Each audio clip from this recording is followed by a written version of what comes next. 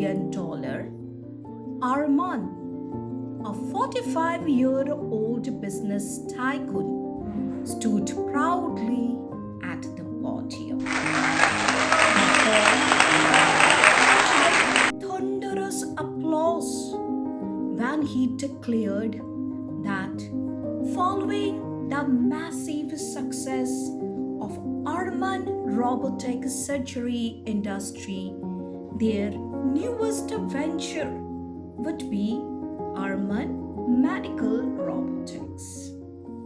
He thanked the government of Japan and Hokkaido for their support and extended his gratitude to Mr. Tanaka Daichi, the representative director of Arman Robotics.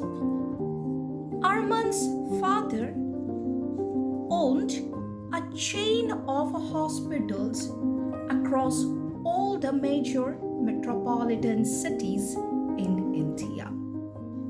Having completed his MBA in London, Arman had initially joined his father's business.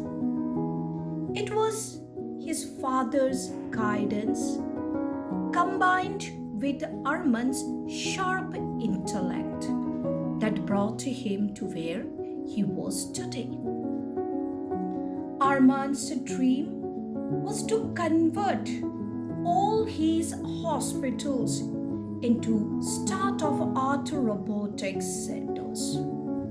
He was driven by the ambition to become the undisputed king of the healthcare section and establish a complete monopoly.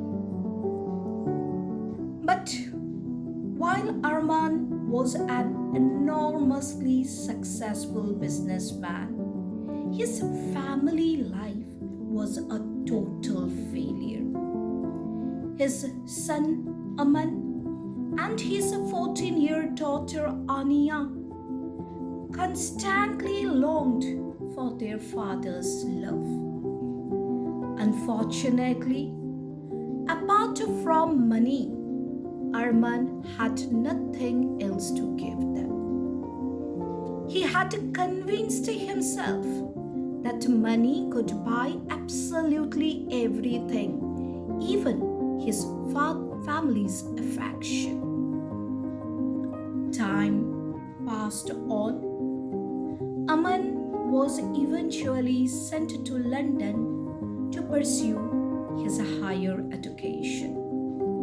Anya joined a fashion designing school, and Arman's wife Akanksha became increasingly engrossed in high society parties. On Thursday, 22nd May 2025, Arman found himself completely alone at home, suffering from a slight fever, body ache, and a headache.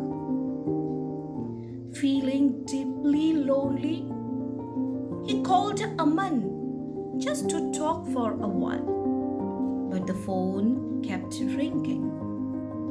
He tried calling Anya and then Akanksha, but nobody picked up the call. Sighing, he ordered his servant to prepare some soup and switch on the TV to help pass the time.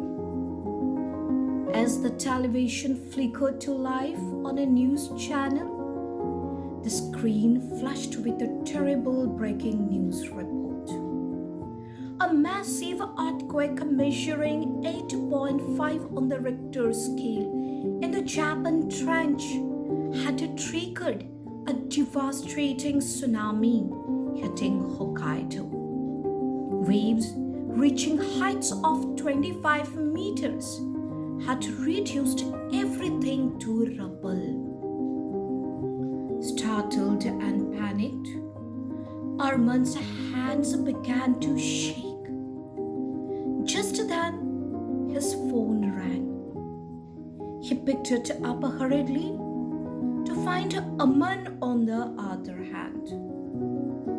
Instead of asking how his father was, Aman bluntly informed him that he had just got married in London, casually begging for his father's forgiveness. Shortly after, Akanksha stumbled into the house, completely intoxicated. She noticed Arman sitting alone in the dark, but did not bother to ask him a single question before walking straight past him to her bedroom. Arman sat there frozen like a statue. Meanwhile, his phone continued to ring, with every incoming call delivering worse news about the destruction of his multi-billion-dollar robotic facilities in Hokkaido. It was now past 1 o'clock at night, and Anya had still not returned home. Money is undoubtedly necessary in life, but as Arman learned through the ruins of his empire and his empty house, money cannot buy everything. So, friends, when the tide turns, gold won't keep you afloat.